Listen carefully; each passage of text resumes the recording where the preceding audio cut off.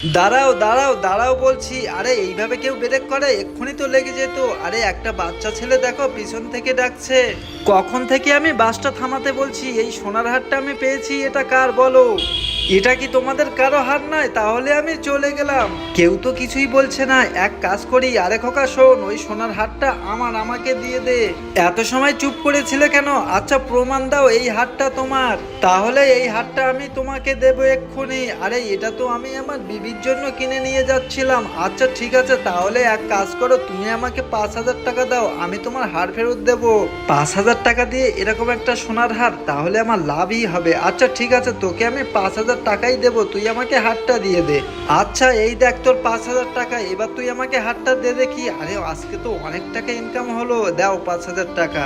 এই টাকা দিয়ে যে আমি এখন কি করব সেটাই তো ভেবে পাচ্ছি না। আরে এই হারটা তো নকল, ছেলেটা তো আমাকে বোকা বানিয়ে গেল। সবাই লাইক